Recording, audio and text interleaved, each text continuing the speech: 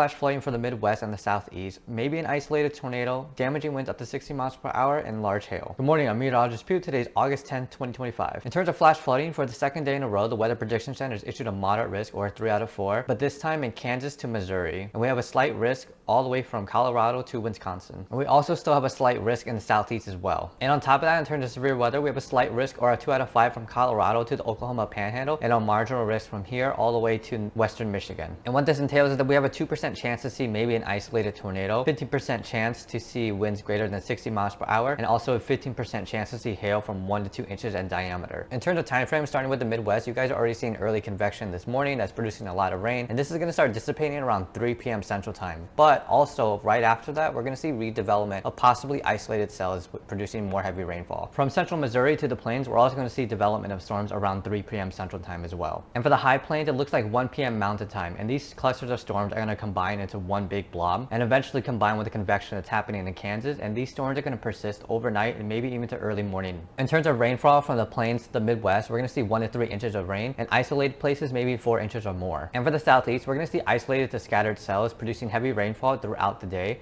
and less so during the night. We're going to see rainfall totals from 1 to 3 inches, and maybe in isolated places may see 6 or more. In terms of the tropics, we're going to look at this tropical wave that's coming off the coast of Africa, because now we have a 30% chance of something forming in the next 48 hours and an 80% chance of something forming within 7 days. And because the projected path is a lot more south than the previous disturbances, if you live in the East Coast, I would definitely pay attention to this one, especially when we have more information by mid this week. And again, for fire, we have an elevated risk, or a 1 out of 3 for the four corners, and also with isolated dry thunderstorms where lightning may pose a risk. We're going to have relative humidities in the single digits and wind speeds from 15 to 20 miles per hour. Okay, now back to the flash flooding and severe weather and why it's all happening. We have a cold front going from Ontario all the way down to Oklahoma, and this is providing a lot of constant surface lift for these storms to develop. And we have a low pressure somewhere around Oklahoma that's bringing south to southwesterly winds into the plains and Midwest, with more wind speed around the plains. And this is going to reinforce the cold frontal boundary. And with the low pressure in Oklahoma, because low pressures are counterclockwise flow, we're going to have easterly winds going into Colorado. And because we have higher terrain going upward once you go to the west, the wind is going to follow upward, which is orographic lift. And that's going to help reinforce the surface lifts over there. And we also have a low pressure in the Rockies that's bringing in westerly winds. I'm going to go downslope from the mountains.